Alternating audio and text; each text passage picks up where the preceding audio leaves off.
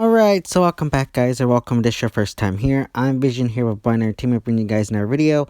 Today I'm gonna go over a theory regarding Siddiq in The Walking Dead Season 10. So if The Walking Dead is something you're interested in, don't forget to hit the subscribe button down below and hit that bell icon. That way to miss no more Walking Dead content from me moving forward. Now let's begin. Now, the theory I want to talk about today regards Siddiq and his time with the Whispers prior to the Pike scene. Now, I heard this rumor going around, or theory, or speculation, whatever you want to call it, that Siddiq was forced by Alpha to behead the Pike victims. Now, I thought this was a very interesting idea and theory. Now, it's been confirmed by the TV show producers and executive producers and everything like that, that Siddiq 100% has PTSD and survival's guilt, which of course, that's something that would definitely come out of this. However, I feel like this idea of him, but that Alpha forced him to behead the 10 Pike victims is a very interesting idea because it adds a little bit more development to this character. Yes, PTSD is something that's different and new to the character and to the show. However, I just feel like they can't ride the whole PTSD train forever. Look, I get PTSD is a thing that lasts with a person for like the rest of their life.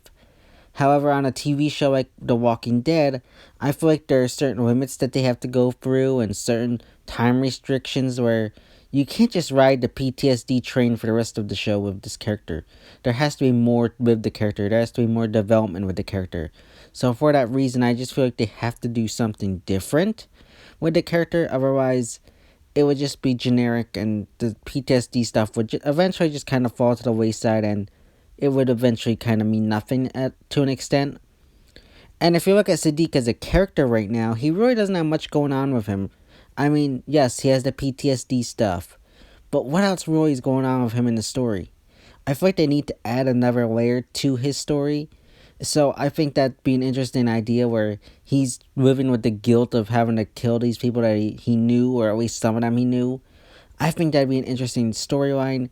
Maybe it drives him more during the Whisper War to kill Alpha or kill Beta, whoever. I think that'd be an interesting idea. And even if we go into, I think it's episode 6, the synopsis says that Siddiq is trying to piece together a mystery. So maybe he's trying to remember these moments, but he's having a hard time. Like, you see him freak out, like, when he looks at his doctor tools or something like that. So maybe he's having this PTSD because he's remembering having to take a knife or whatever and behead, like, Henry or something. So I think that'd be an interesting idea. Now, I don't know if it'll 100% be revealed to be fact or it is just a fan theory. But I think, again, it definitely adds some more depth to this character who doesn't have really much going on with him right now. So like I said, giving him this extra depth, I think will definitely help this character moving forward. I mean, what else are they going to do with this character right now? What else? I mean, yes, I feel like they can't kill him off because Carl saved his life, and killing him off, like people say, then Carl's death was for nothing. I mean, the only thing I'd say to that is it's been, what, 6 years since Carl died on the show? I mean, he saved his life. He lived a good life in Alexandria for 6 years. So I feel like, I don't know, I feel like Siddiq at this point is at possible risk of dying. I could even see him with this PTSD maybe freak out if he goes into fight in the Whisper War. I mean, they're gonna need a medic on the front lines of the Whisper War. So I could see him like freak out during that time period, and that could lead to his death. I mean, when I look at Siddiq right now, what else does he really have going for him? And I know he survives a long time in the comics, but at this point with the TV show, I don't really know what else they can do with him. I mean, yes, he only's been on the show for 2 seasons. If he lasts this one, it'll be 3.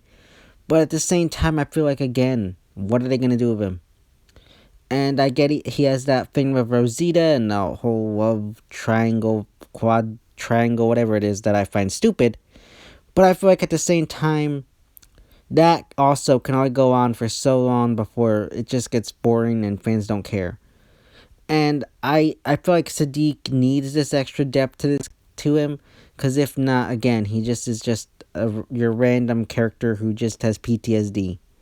and I feel like Siddiq shouldn't be that random character, and I feel like he should have more depth.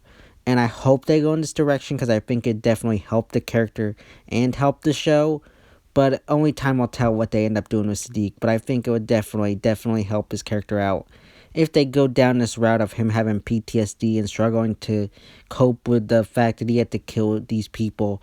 I think it's extra layers to the character, and it's again something we haven't seen on the show. So I think it add more depth of with our villain, that they're so bad, so like devious and gone with lost with their own humanity, that they forced someone else to kill these people that they knew.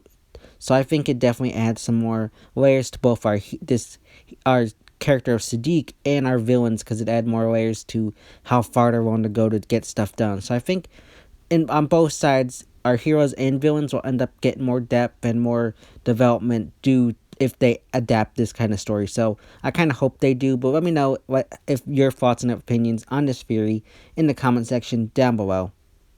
So yeah, guys, that's my theory regarding Siddiq and his possible ties to the death of our Pike victims. As always, if you like this video, don't forget to give it a big thumbs up and share. Don't forget to hit the subscribe button down below and hit that bell icon. That would miss more Walking Dead content from me moving forward. And you go follow me on Instagram and Twitter, which are linked in the About section of this YouTube channel. As always, it's been Vision here with Blind Entertainment, and I'll see you next time.